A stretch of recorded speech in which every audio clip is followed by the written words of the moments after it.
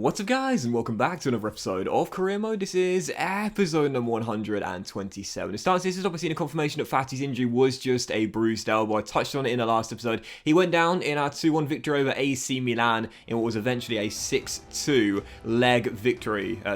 aggregate victory over our former team to get through to the Champions League quarterfinals. So Fatty is okay, and thank goodness for that, because recently we haven't been playing our best football. As I've been mentioning, we've been getting the points and getting the wins, but we have of course had a loss to Celta Vigo in La Liga to make the title race a little bit more interesting. But as we know, one of the reasons we struggled a little bit is because we've just brought back Porro and then he got injured again, so he's done for another 2 months with a dislocated shoulder. We know that Castaneda is done with the broken toe, he's out for 3 months. Montes is still missing after he got injured in the Copa del Rey against Barcelona as well. So we're missing 3 defenders in this team, whilst Fatty is a winger. Quite simply, I don't want another injury, regardless of what position. Still, first game of today's episode, Las Palmas, as we aim to keep the chasing pack away from us in the race for the title. And 27 minutes in, this is not the first time he's done it. And I don't mean Roberto Gutierrez getting a goal, but Ledesma. Goodness gracious me, he's Sergio Ramos' regen, and he's a brilliant ball-playing centre-half. He's already got a couple of assists, I believe, this season. That one was absolutely glorious. He scored the first goal, of course, lest we forget, in the opening day of the season. In my first game as Real Madrid manager. Honestly, man, Sergio Ramos' regen, we bought him in for 125 million, I think it was. I can't believe I'm saying it, but 125 million, and he's been an absolute bargain. A major reason as to why we are right now. What a ball, what an assist. 1-0 Real Madrid. So that was it for the first half. Las Palmas having the first chance, Gutierrez opening the scoring, and then in the second half, right after the restart from kickoff here, we work our way forward right from kickoff. Fatty plays a 1-2 with Nico Melamed, steps in from the left, and finds the back of the net as well. I briefly touched on it in the last episode. The vast majority of this guy's goal comes from the wing, and that's not a real surprise. As an inside forward, he's as good as they get on the left-hand side. Stepping inside, finding the far corner, and I told you, I love those kick-off goals, man. They are just so cool. And whilst a few minutes later, this wasn't a kick-off goal, it was a free kick goal, or starting from a dead ball situation, regardless at the back in our own half there. And once again, it's a bit of a carbon copy, bit of deja vu. Fatty stepping in from the left and finishing home into the far corner.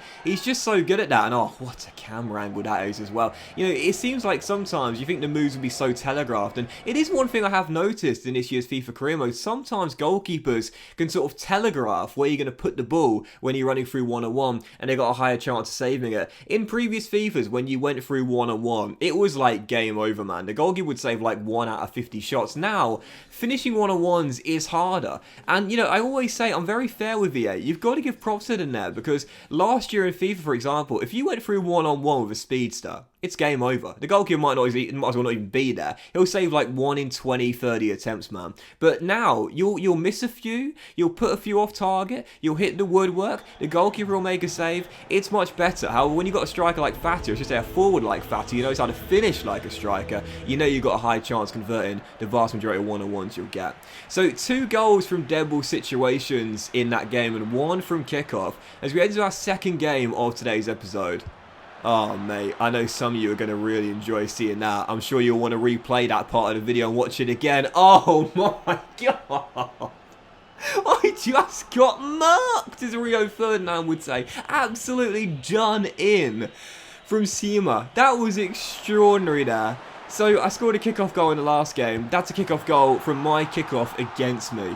Oh, my God. Sima was all alone and beat about 4 or 5 white shirts after a sloppy pass and gave Valencia the lead in a big game here in the second of today's episode, where really Valencia needed to win this game to get back in the title race. A loss and it would surely end their hopes. We'd find a leveler straight afterwards, but Valencia hit straight back again. This man once again finds a pocket of space inside the area, pulls the trigger with his left foot first time, and gets 2 goals in 11 minutes, and there'd been 3 inside the opening quarter of an hour in Madrid. Real Madrid 1, Valencia 2, and this was set for an absolute thriller. Now, as we know, Valencia were the first team to beat us with Real Madrid at the start of the season, away at Mestalla, and that's why whilst the Atletico have been in second place for the majority of this season, I said that Valencia are our closest title rivals because of the head-to-head record. Theirs would be better than ours if we could not beat them here in Madrid.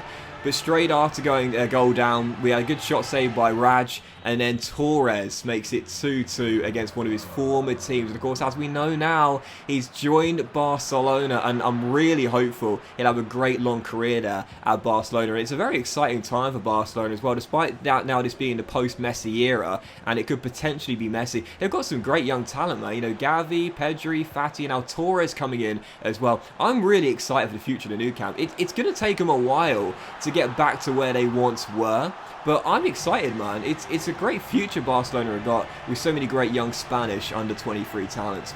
Still, after we got back on level terms through Torres, Simmels denied his hat-trick by an incredible save by Streniak, whose praises have been sung so many times from yours truly. I love the Slovenian. And on the other end, Roberto Gutierrez turns the game on its head, gets our third in what was an absolute thriller of a first half. All 5 goals in the game coming in the first 45 minutes, 3-2 the final score. And to be honest, I'm not really surprised there were no chances in the second half, because I can imagine every single player on the pitch was gassed. It was a brilliant first half, nothing in the second. We'll take the 3-2 victory, because that means now we go 20 points clear of Valencia, cancel out the head-to-head record with 8 games to go. It's practically over for them.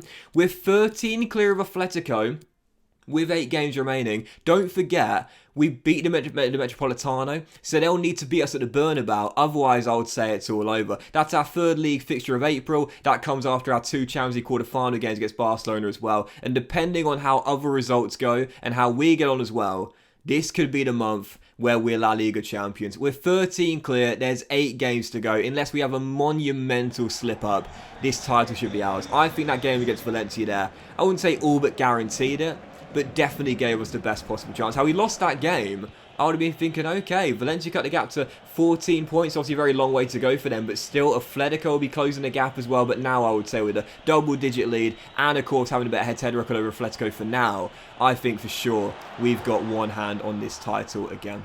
Still, for the 3rd game of today's episode, I could not wait. Champions League quarter-final, first leg, Barcelona, Nou Camp. Now, earlier on in the season, we were knocked out by them at the beginning of February in the Copa del Rey quarters here at this very ground, and I was in the mood for revenge. Early on into the game, Alberto heads it in, beats his man in the air and finds the back of the net. And I felt this might be a game where it just comes down to who wants it most. And for both 2 goals, it was a fitting summation of just that. Yep, first goal, Quiroga flying in with the header to make it 1-0. And then Torres, now at Barcelona in real life, but against them for Real Madrid in this game here, just wanted it more than Joe Gomez. Ter Stegen makes the save. Torres turns in a rebound. We just wanted it more in the first half. 2-0 up in Barcelona. I was thinking, okay, alright, haven't won at the Nou Camp since joining Real Madrid. This is going to be our first. 12 minutes after the restart, Fati 1-on-1, saved by Ter Stegen.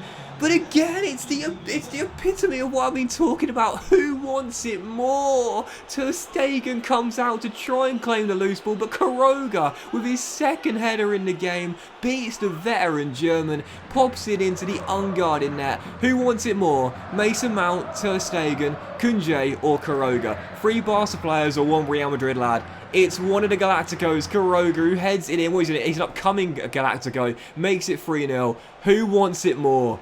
Real Madrid. 15 minutes to go, and Streniak proves it at the other end. A brilliant save on Timo Werner. Keeps us leading by 3 as we turn the following tackle into a corner for Barcelona, and 7 minutes later, still leading by 3. Barca in desperation mode, needed a goal. Salinas on the ball, turns his man, pops it across the Dolan, and Marias denied by another brilliant save by Streniak. And then what a piece of defending from Joshua Wagnerman. Wins the 50-50 duel in the air, heads it away. Barca were not going to score because I wasn't going to let them. We're leading by 3. We go on the break. We wrap it up on the counter with a cutback. Fati failed on a 1-on-1 earlier, so he said, you know what, I'm not going to risk it the chance this time. I'll cut it across to the captain, the leader, the hero, Gutierrez, who makes it 4. Who wanted it more? Real Madrid. In the first leg of the El Clasico quarter, we've got 1 foot in the Champions League semi-finals. Like I said, who wanted it more? Real Madrid, simple as that. What a game, absolutely brilliant. One of my favourite games of the series, that one. It was so fun to play, because again, we look at the stats here. We were the better team, there's no doubt about it, but it wasn't as one-sided as it might have appeared. Barca had a couple of golden chances, Streniak made some great saves, some great defending. Wagnerman's last-ditch clearance was part of the build-up for our fourth goal, and we just simply wanted it more than Barcelona, and I think that was probably the case in the Copa del Rey quarters as well. I just didn't really go at them like I needed to, but in that game, I made amends and then some. We are 4-0 up heading back to the Bernabeu. I am saying it now. We've got one foot in the Champions League semi-finals. All we've got to do is make sure we don't choke this. So for our fourth and final game, Real Betis away in La Liga. As we know, we are edging closer towards that first ever La Liga title. And 6 minutes in, it's Roberto Gutierrez with goal number 29 this season. Still chasing 40. I don't know whether he's going to get it now, but he's still got the chance. He's definitely going to get the golden boot, though, no doubt about it. 1-0 Real Madrid away in Betis, and 23 minutes in, a chance to make it 2. Coming on the counter, Gutierrez and Fati with a 1-2. Ansu just about keeps it in play down the left-hand side. Has a couple of Betis players to beat. Steps inside with a couple of skill moves and the finish as well. Missed a couple of golden one-on-one chances back in Catalonia. Maybe nervous away against one of his former teams, but this time, no such nerves. Steps inside, smacks it in. Betis 0, Real Madrid 2. And with the host trying to hit back here 29 minutes in, they needed a goal, but since losing Castaneda and Porro, our defending has been worse. But I'll tell you, man, we can defend on occasion. You saw it there in the Barcelona game, and what a block by Alessandro Menezes, keeping us leading by 2, and I thought that was crucial as well. But he's had a mini spell of pressure in that first half there, with a chance to get back in the game half deficit, but because we weathered the storm, made a couple of big blocks and big tackles, we were able to hold on to the 2-0 lead going to the break. I felt for sure we'd see out in the second half, and we did. Musa off the bench makes it 3, and that's how the game would finish. 3-0 Real Madrid, 3 points Real Madrid, 3-0 the final score, and as you can see by the table now, well, I am going to say it. We are almost there. If we beat Granada in our very next game and Atletico failed to match our result, I believe that will guarantee the title. But what definitely will do is if we win our next 2 for sure. We're 16 clear of Atletico. There's 7 games to go. Win our next 2 in La Liga, and we are champions of Spain. But that will end today's episode of Career Mode, guys. Massive thank you for watching. Really hope you enjoyed this thrilling episode. If you had, then please do drop a like. Much love to you. Have a fantastic day, and I'll see you for next episode. A chance to win the title against our Madrid rivals Atletico, and the second leg of the quarterfinal versus Barcelona as well very soon.